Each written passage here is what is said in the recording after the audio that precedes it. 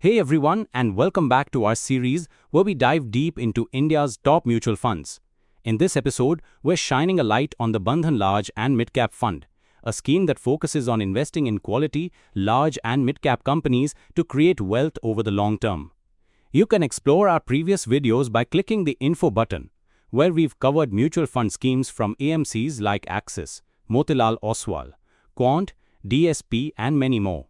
In this video, we'll break down everything you need to know, including the fund's basic details, investment strategy, portfolio mix by market cap, top holdings and sectors, fund manager insights, investment details, historical returns, and taxation structure on your earnings from the Bandhan Large and Mid-Cap Fund.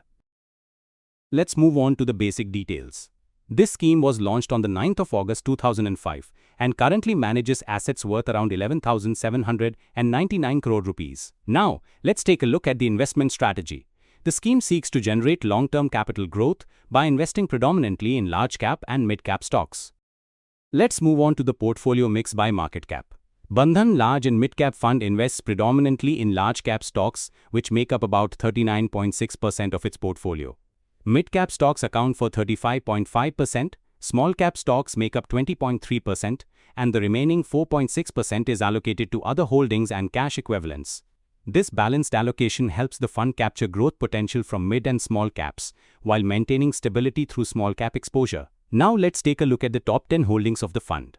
The top holdings include HDFC Bank, SBI, 197, HDFC AMC, ICICI Bank, Axis Bank, Info EDG, ICICI Lombard, Avenue Super, and ITC. These companies represent a mix of financial, industrial, healthcare, and IT businesses, contributing to a well-diversified and growth-oriented portfolio.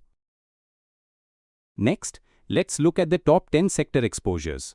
The fund's top sector allocations are banks at 18.66%, finance at 7.73%, pharmaceuticals at 6.72%, e-commerce at 6.49%, and IT software 5.98%.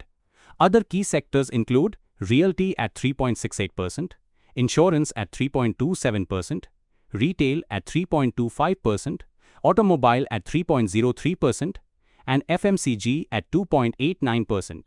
This broad sector spread helps reduce concentration risk and ensures participation across multiple growth areas of the economy. Now, let's take a look at the fund manager. The Bandhan Large and Mid-Cap Fund is managed by Ritika Behera, who brings over 14 years of experience in the capital market. She is current fund manager for Bandhan US Equity Fund of Funds. Ritika Behera focuses on fundamental research in the BFSI sector. Her disciplined investment style and focus on quality companies have been instrumental in the fund's long-term success. Let's move on to the investment details. The minimum investment required for a lump sum is 1,000 rupees, while the minimum SIP amount is just 100 rupees. There's no lock-in period. In case of exit load, if the funds are redeemed, switched out within 365 days from the date of allotment on up to 10% of investment, there is no exit load. For remaining investment, 1% is applied of applicable NAV. Now let's look at the returns generated by the fund. In the last 6 months, the Bandhan Large and Mid-Cap Fund delivered a return of 3.92% compared to 2.97% by its benchmark, the Nifty Large and Mid-Cap 150 TRI. Over 1 year, the fund generated 2.91% while the benchmark returned 1.95%.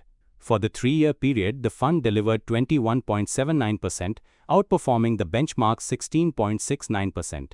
And over 5 years, it achieved a strong return of 22.07% versus 18.78% by the benchmark. This consistent outperformance highlights the fund's quality-driven and disciplined investment approach. Now let's take a look at the taxation structure.